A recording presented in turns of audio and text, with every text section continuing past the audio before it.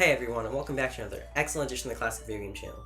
We take a look at the video game market of today. You gotta admit, there's a boatload of shooters out there.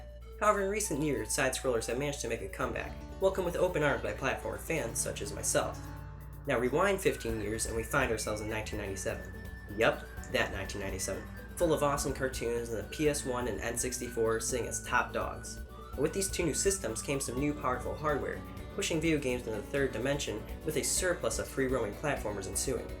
In the midst of all of this though, a few games went against the grain and planted the very seeds that caused this recent advent in side-scrollers we see today.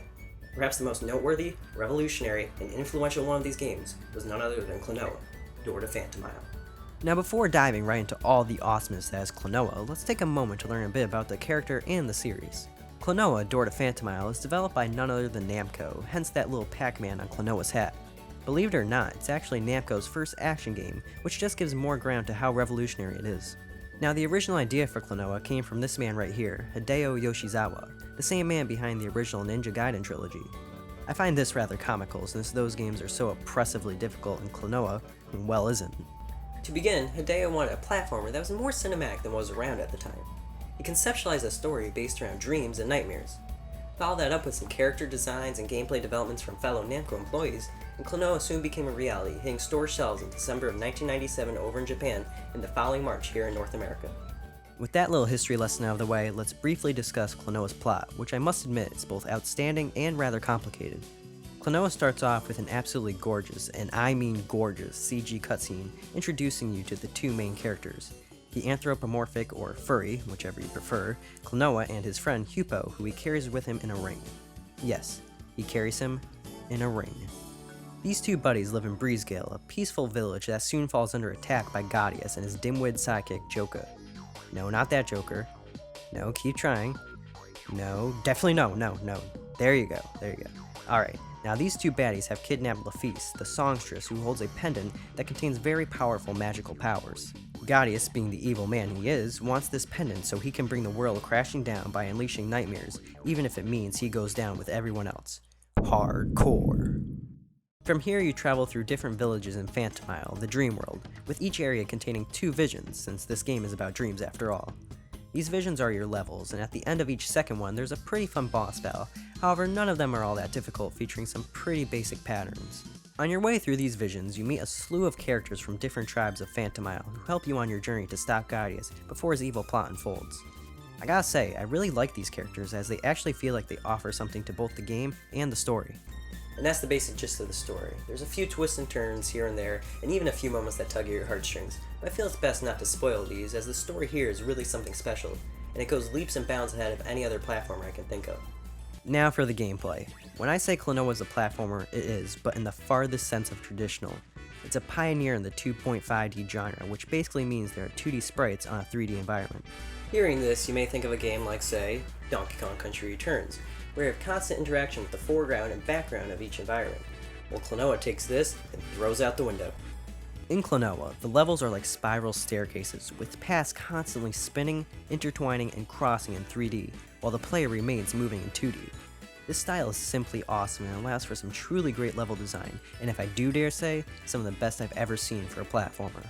While the level design may be pretty groundbreaking though, the actual controls are pretty simple. One button jumps and another uses your ring to shoot a wind bullet, which is used to turn on switches or grab enemies. That's it. It doesn't sound like much, but this gameplay is actually rather deep for how basic it is, as it's really all about how you use your enemies.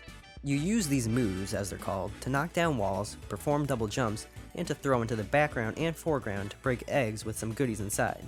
In the beginning, this mechanic is kept pretty basic, but towards the end, you have to get pretty strategic with how you link your double jumps or throw the moves. Now since Klonoa is a platformer, you obviously have some things to collect. These include gems offered in two colors, greens having a value of 1 and blues having a value of 5. Score 100 points with these and you're awarded an extra life. This is made easier by freeing a fairy called a mirror spirit that will follow you around for a short period of time and multiply the gem values. Each level also has 6 imprisoned villagers for you to rescue. Honestly, I didn't bother getting all of these, as there's not much of an incentive for completing it. If you want to go for 100% though, collecting them will definitely add some length to what is a rather short game. And trust me, Klonoa is short. I beat it in one sitting and clocked in at just over 3.5 hours. Not only that, but the game is also pretty easy, at least until Vision 8-2. Some of those jumps can just be so frustrating.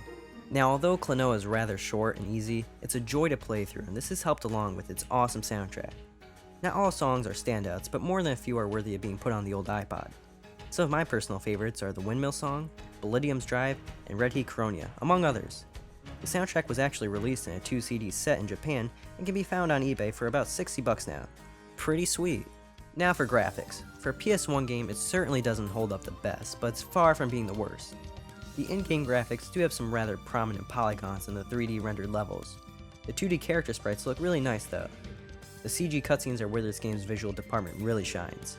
I found these to be simply gorgeous and stand up very well even with cutscenes of today's games.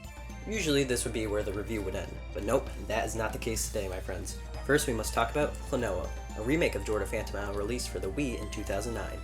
Now I'm going to keep this brief since it really is the exact same game, just updated in a few minor aspects. One major change though is the graphics. This game looks beautiful. The worlds are all very bright and colorful and draw you right in. I would have to say, although it's not Donkey Kong Country Returns, it's definitely one of the best looking Wii games out there today. A smaller aspect that was changed for the remake was the inclusion of voice acting. In the original game, text was provided at the bottom of the screen while the characters spoke in some fictional language. That was done away with on the Wii, and now the dialogue was provided in English. Okay, it's nice to meet ya! Now, diehard fans of the series seem to really dislike this change, but since I actually played the Wii version first, I didn't mind it too much, especially since it wasn't too badly acted. The last noticeable change for the Wii version were the cutscenes, and trust me, this was not a change for the better. Just take a look at this comparison if you don't believe me. Instead of being presented in beautiful CG, they instead use the in-game graphics, which from afar look great, but when shown up close, look a bit nasty. You would think the newer game would look better, but for whatever reason, that's just not the case here. And that's about it. Both versions are fantastic. I'm gonna have to play it safe though and say I can't choose between the two as they both have their pros and cons.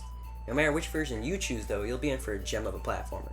And although Door to Phantomile is a gem, it never managed to catch an audience, since it decided to stick to side-scrolling when free roaming was considered cooler than sliced bread. This means it holds its value pretty well and goes for about $40 to $60 on eBay today. I still recommend you pick this game up though because it really is excellent. I doubt side-scrollers would be coming back the way they are today if it wasn't for this game laying the groundwork and defining the 2.5D genre 15 years ago. Well, that's it for this edition of Classic Video Game Channel. I'll see you guys next time with Klonoa 2, Lunatic is Veil.